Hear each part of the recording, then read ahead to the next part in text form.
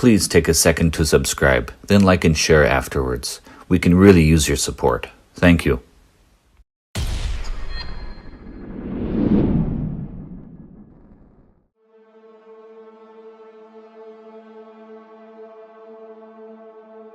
This is Gaza, a name that echoes from the pages of the Bible to today's headlines, often linked to an ancient people, the Philistines. But what if the modern identity of Palestinian shares nothing but a name with this legendary people? To unravel this, we must return to a divine blueprint established at the dawn of nations. Genesis chapter 10. The Table of Nations establishes a foundational order. Humanity, descended from Noah's 3 sons, is allotted territories. Shem inherits the spiritual promise and the tents of the land of Canaan. Ham's descendants receive Africa.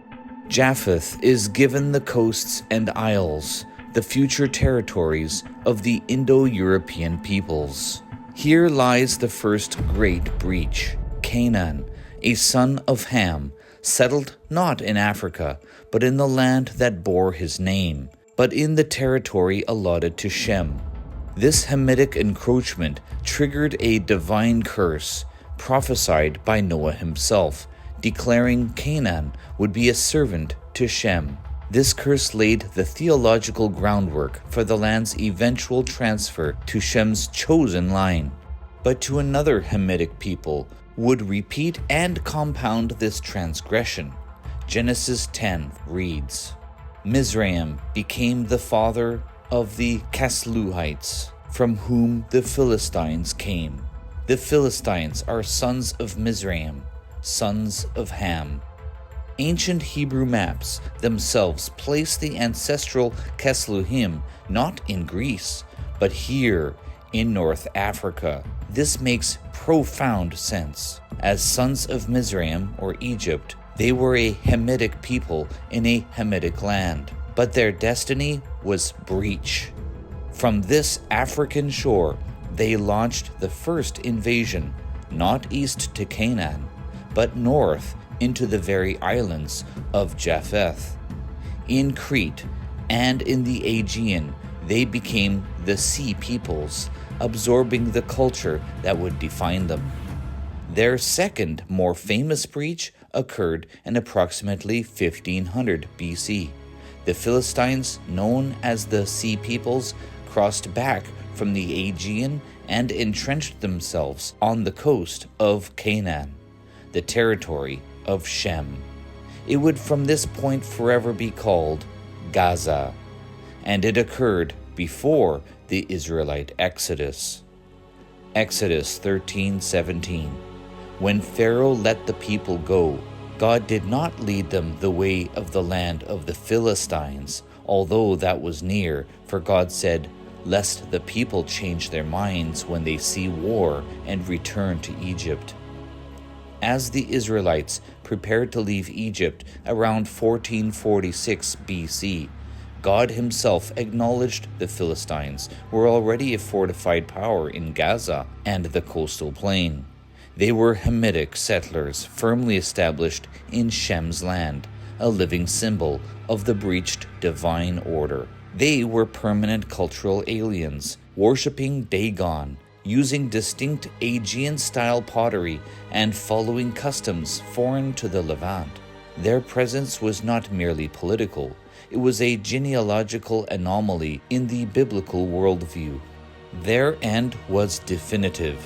The rising empires of Assyria and Babylon in the 8th and 7th centuries BC had no use for defiant city-states. The Philistine cities were sacked, their populations slaughtered or deported, their identity dissolved into the vast imperial melting pots. By the Persian era, the Philistine people were extinct, a closed chapter in history.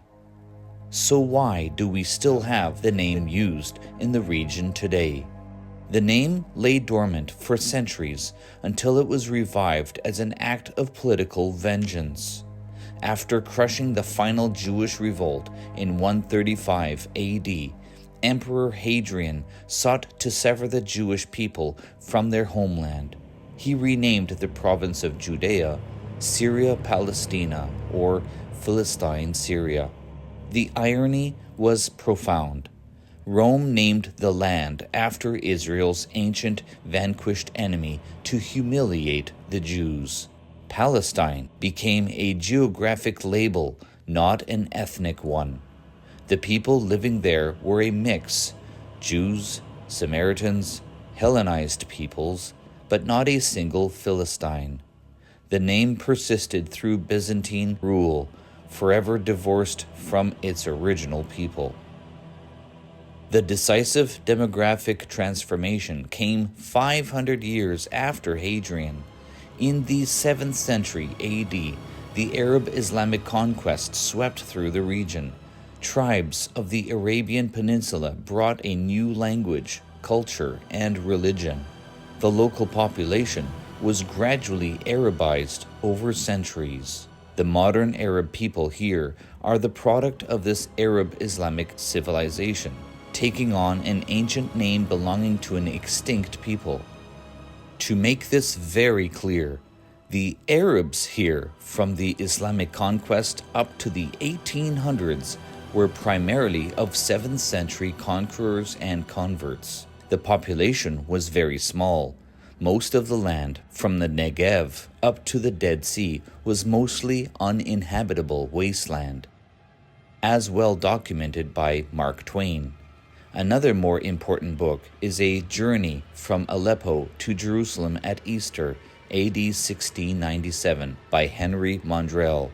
Illustrates that Islam was not a dominant religion in spite of their conquest, but that the region had a much larger Christian population, along with the remnant Jews still in the area. Therefore, there was no prevailing population that could justify a broad stroke by stating it was their land. It wasn't until the late 1800s when doors began to open for exiled Jews to return to their land, when more Arabs from Ottoman Syria, Arabia, and beyond also began to move into the region to thwart the rising Jewish population. Please watch the first 4 episodes of my Prophecies Uncovered series to learn more about this prophetic return. To bring us to the ultimate question of ownership, beyond genetics and archaeology, we must look to covenant. Genesis 15:18 to Abraham. To your offspring I give this land. Genesis 26:3 to Isaac.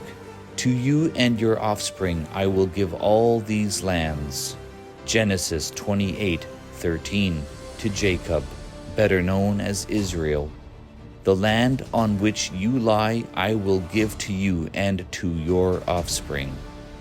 The deed was granted by the Creator to one lineage, Abraham through Isaac through Jacob, or Israel. Scripture then declared it as fulfilled. Deuteronomy 1:8.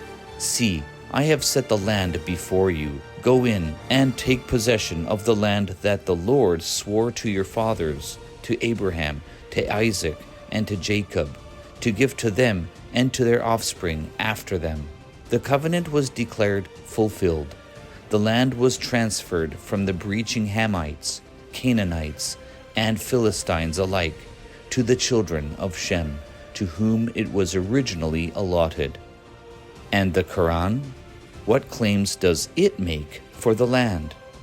Unsurprisingly, it is silent. Nothing. No claims. Not even the mention of the word Palestine at all. And there is one final and crucial point. If today's Palestinians choose to invoke the ancient name of Philistine, they are unwittingly detaching from their own covenant with God. And as for Ishmael, I have heard thee. Behold, I have blessed him, and I will make him fruitful, and will multiply him exceedingly. 12 princes shall he beget, and I will make him a great nation. Genesis 17:20. It is inadvertently denouncing of their blessing from God. And one more note. Ancient Philistine certainly had their ties to the land of Gaza, the small coastal strip plain in the southern region, but it never had much of a foothold of the land beyond it. Therefore, even if today's Palestinians could genetically connect themselves to the ancient Philistines, they have no legitimate connection to anything beyond Gaza.